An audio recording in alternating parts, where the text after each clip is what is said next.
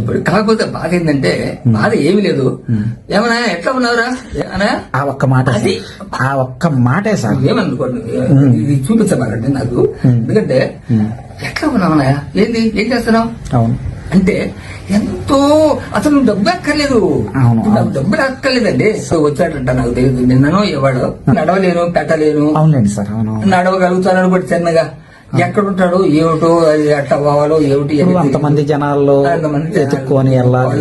హాస్య బ్రహ్మానందం గారు సుమారుగా చిత్రసీమని 40 ఏళ్ల మధ్యకాలంలో ఆయన మొత్తం చిత్రసీమను మొత్తం ఏలేసాడు ఏకదాటిగా, సింగిల్ హ్యాండెడ్గా.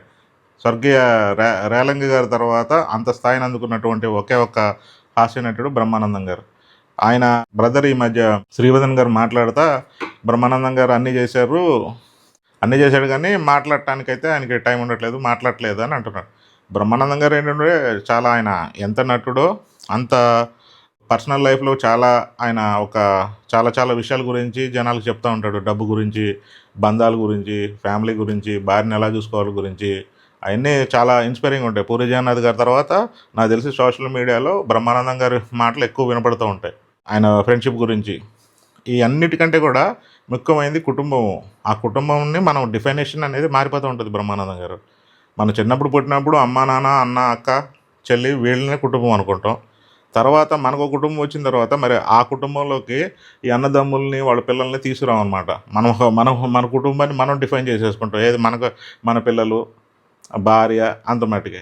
అంటే ఏంటంటే కుటుంబం అనేది ఎప్పుడు కుటుంబమే బ్రహ్మానందం గారు. అది ఏంటంటే విస్తరించాలా, ఇంకా అభివృద్ధి చెందాలా, ఇట్లా ఉన్నదే కుటుంబాలు. మీరు సినిమా ఫీల్డ్ ఎంట్రీకి చాలా హెల్ప్ చేసినటువంటి చిరంజీవి గారిని ఎగ్జాంపుల్ తీసుకోండి. ఆయన అసలు ఎంత ఉన్నత స్థాయికి వెళ్ళాడు, ఎక్కడి నుంచి ఎక్కడికి వెళ్ళాడు, కానీ కుటుంబాన్ని ఆయన ఎప్పుడు వదలలా. ఆయన కుటుంబం అంటే తమ్ముళ్ళు, చెల్లెళ్ళు, వాళ్ళ పిల్లలు, వీళ్ళ పిల్లలు అందరినీ కలిపి ఆయన కుటుంబంగా ఇప్పటికీ డిఫైన్ చేసుకుంటాడు చిరంజీవి గారు. మీరు ఎన్ని మాటలు చెప్పకపోయినా ఒక మనిషి జీవితం అనేది చెప్పేస్తుంది జనాలకి. వాళ్ళు ఏంటి, వాళ్ళ స్వభావం ఏంటి, వాళ్ళ ఆలోచనలు ఏంటని. మనం డబ్బులు ఇచ్చి ఇది చేసుకునేది కాదు, సెటిల్మెంట్ కాదు బ్రహ్మానందం గారు. సొంత రక్త సంబంధాలు అన్నప్పుడు మంచి చెట్లు ఉంటాయి, అలకలు ఉంటాయి, కాదనట్లా. కానీ అవతల మనిషి మీకంటే పెద్ద ఆయన అయ్యండి, మీరిద్దరు కూడా ఒక ఏజ్కి వచ్చి ఈ టైంలో ఆయన మిమ్మల్ని మిస్ అయ్యి మళ్ళీ అది సోషల్ మీడియా ముఖంగా అభ్యర్థించడం అనేది చాలా శోచనీయం. ఎందుకంటే మీకు 2 పిల్లలు ఉన్నారు, మగ పిల్లలు.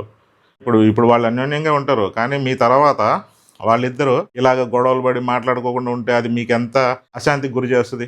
కాబట్టి మీరు ఈ విషయాన్ని, మీకు తెలుసు దీనికి ఎలా ఎండ్ చేయాలో.